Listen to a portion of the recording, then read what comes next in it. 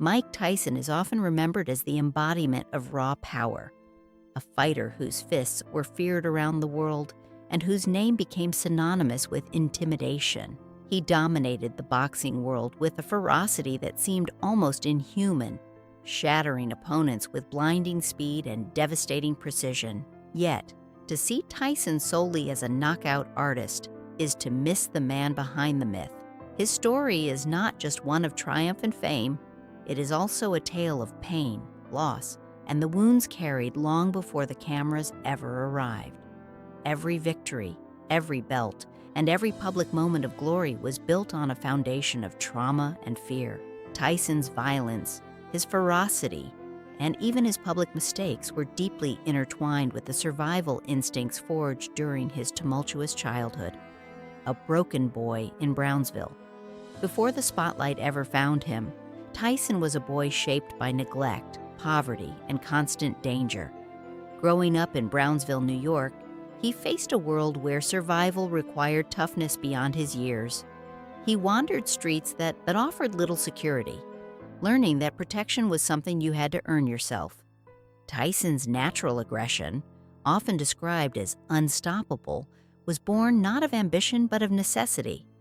Beatings, robberies, and bullying left him questioning whether anyone could be trusted, even family. In this environment, violence became a language, and self-preservation became his identity. Boxing was not a dream but a refuge, a structured way to channel fear and anger into something that gave him purpose and control. Tyson's earliest days were marked by invisibility and terror, laying the groundwork for both his brilliance and his struggles. Cus D'Amato, the father he never had. Tyson's life took a turning point when he met Cus D'Amato, a mentor who saw potential where others only saw trouble. Cus offered something Tyson had never experienced: belief. He became the father figure, the guiding presence, and the emotional anchor Tyson desperately needed. Under Cus's tutelage, the boy who had learned to survive through fear began to understand discipline, technique, and self-worth. He transformed from an angry, isolated child into a prodigy with a clear path. Cus didn't just teach Tyson to fight, he taught him to believe in himself. However, the security this relationship offered was fragile. When Cus passed away, Tyson lost more than a coach. He lost the one person who had given him stability and hope. The loss created a void, leaving him vulnerable to the pressures of fame and the manipulation of those around him. Youngest heavyweight champion. At just 20 years old, Tyson entered history by defeating Trevor Berbick to become the youngest heavyweight champion ever. The world saw a perfect athlete, a force of nature, and a cultural phenomenon. His fists carried not just strength, but the promise of domination, and fans celebrated him as if he were invincible. Yet beneath the roar of applause was a young man still grieving the loss of his mentor. Without Cus, Tyson lacked the guidance that could have tempered his newfound power. He found himself surrounded by advisors and promoters who sought to control him, exploit him, and profit from his fame. In this environment, the innocence and discipline he had once learned became clouded by external influence, and the boy from Brownsville was thrust into a world that valued profit over his well-being. Fame as a prison. Despite his success, Tyson's life became increasingly chaotic. Fame and fortune arrived rapidly, yet they brought little solace for the boy who had grown up scared and alone. His public image as a champion concealed a private reality of inner emptiness. Money, luxury, and power did not fill the emotional void left by his upbringing. The people surrounding him often misunderstood his struggles or took advantage of them. As his wealth grew, so did his isolation. Tyson's persona as Iron Mike, the indestructible fighter, became a prison. He was expected to maintain an image of invincibility, while privately grappling with grief, fear, and a sense of purposelessness that no championship could cure. The contradiction between public adoration and private despair created a pressure cooker that would eventually explode. A marriage unraveled. By the late 1980s, Tyson's fame had made him a cultural icon.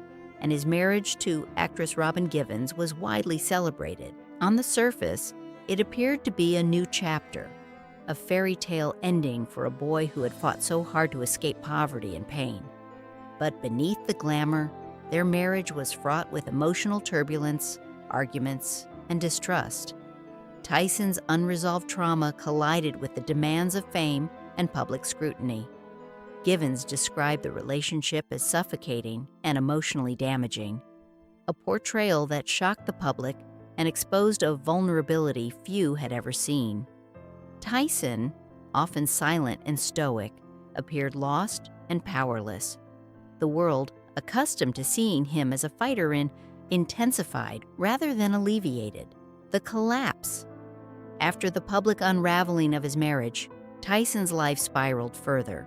The humiliation and scrutiny were relentless, and the mistakes that followed were both personal and public. He made poor decisions, surrounded himself with opportunistic people, and allowed his anger to dictate his choices. The very traits that made him a champion in the ring, aggression, fearlessness, and intensity, became liabilities outside it. The world watched as a man once adored became unpredictable and self-destructive. This period marked the beginning of a decline that would extend beyond fame, spilling into the most challenging chapters of his life. Tyson's fall was not instantaneous, but a slow, painful unraveling of a boy who had never learned to process trauma. Conviction and prison. In 1992, Tyson faced one of the darkest moments of his life, a conviction for rape that resulted in a 6-year prison sentence. For many, this seemed an unfathomable collapse, a fall from global stardom to incarceration. For Tyson, however, it was the culmination of years of mismanaged anger, exploitation, and personal loss. His defense maintained innocence, but the court delivered a verdict that changed everything. Sponsors withdrew, fans turned away, and the media portrayed him as a fallen idol. Prison became a place of isolation and reflection, where Tyson confronted the ghosts of his past with no distractions. The experience was transformative, harsh, and humbling, marking a turning point that would forever alter his relationship with the world, himself, and the sport he loved. The bite heard around the world. In 1997, Tyson's career reached a notorious low during his rematch with Evander Holyfield. Frustration, humiliation, and unresolved anger culminated in an act that shocked the world. He bit Holyfield's ear twice. The incident was both literal and symbolic, a public manifestation of a lifetime of trauma and unprocessed rage. The consequences were severe: fines, suspensions, and condemnation from fans and media alike. Yet, beneath the outrage lay a deeper truth about Tyson's lifelong struggle with control and fear. The bite was not merely a moment of aggression. It was an eruption of pent-up trauma, a reminder that the boy from Brownsville had never fully learned to cope with the world he was forced to navigate: financial and personal ruin.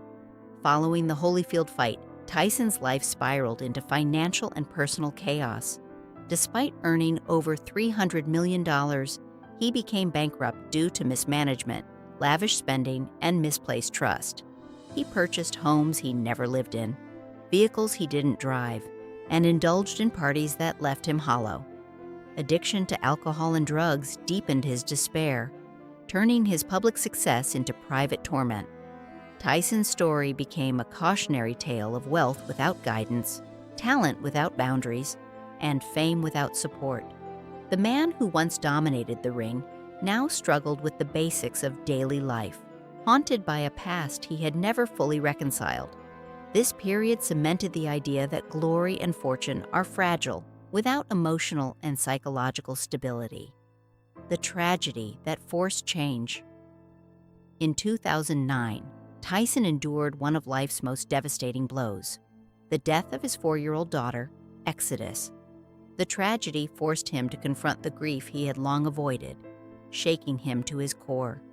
It was a pain unlike any previous hardship, far beyond the losses, humiliation, or trauma he had experienced. Tyson retreated into silence, mourning in a way that no public spectacle could capture. Yet, from this unbearable sorrow emerged a turning point. The loss pushed him to confront his unresolved trauma and seek genuine healing. He realized that survival was no longer about fear or aggression. It was about facing his past, owning his pain, and fighting for his mental and emotional well-being. Rebuilding and redemption.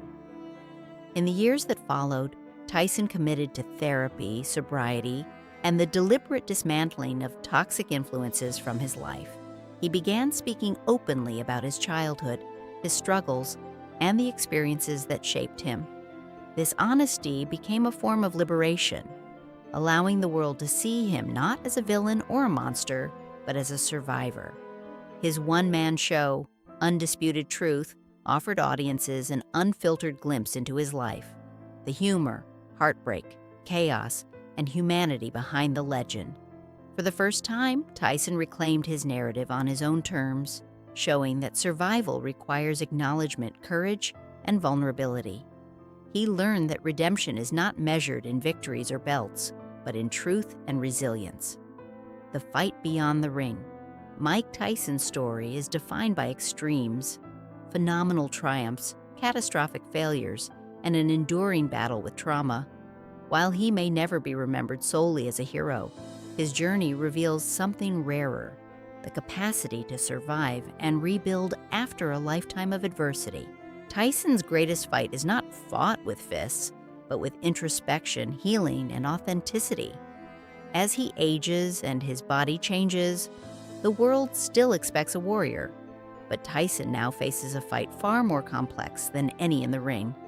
To be seen, understood, and accepted as a flawed yet resilient human being, his story challenges the idea of perfection, proving that the most profound victories come from facing the self rather than defeating an opponent. Conclusion: a human beyond the legend. Mike Tyson's life is a study in contrasts: power and vulnerability, glory and grief, fame and isolation. From the streets of Brownsville to global superstardom, his journey reflects the consequences of trauma, the hazards of sudden fame, and the resilience of the human spirit. Beyond the knockouts, scandals, and headlines lies a man who has endured unimaginable loss and emerged willing to confront it. Tyson reminds the world that strength is not only measured in physical dominance, but in the courage to face one's own demons. His story is no longer just about boxing. It is a testament to survival, truth, and the possibility of redemption, showing that even in darkness, a person can rebuild, heal, and reclaim their life.